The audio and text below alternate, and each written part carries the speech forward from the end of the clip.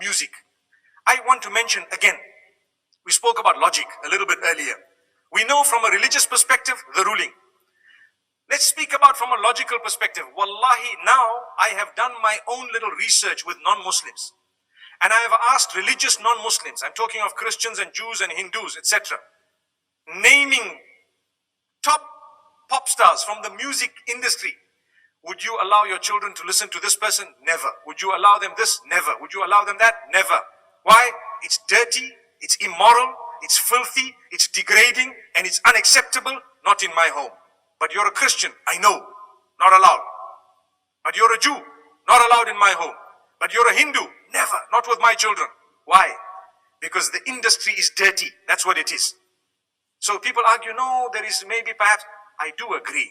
Perhaps the duf is permissible within certain limits, Perhaps if you are singing an Islamic song with beautiful meanings, perhaps within limits, there is a certain permissibility. But here I'm speaking of the musical instruments and the music industry, whereby people start shaking. I don't even know what. It comes naturally. They say it's natural. It's not natural. It's shaitan's way of controlling you. You listen to the beat continues. You start tapping your finger, you start moving your head. A little while later, you start moving the top of your body, and a little while later, you start moving the bottom of it. May Allah subhanahu wa ta'ala forgive us. And the words have become so dirty, my brothers and sisters, that it is a sign of the hour. And people say, nothing wrong. My brother, you have a beard that reaches the ground, and you're still bopping. Astaghfirullah. May Allah forgive you and forgive all of us. You cannot do that. We need to be careful. I want to teach you something very, very beautiful. Why don't you replace that with the Quran?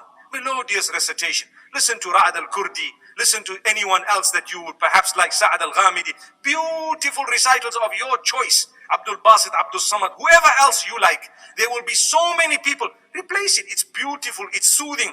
Go onto YouTube and check how the non-Muslims reacted to a survey or a little test, an experiment that was done where they were told to listen to this Quran without knowing it's the Quran and comment about it. Wallahi, now in Europe, the test was done recently, and a lot of them say, it's so calm, it's so cool, it's so soothing, I feel spiritual. Go and listen to the answers. It's there live for everyone to see.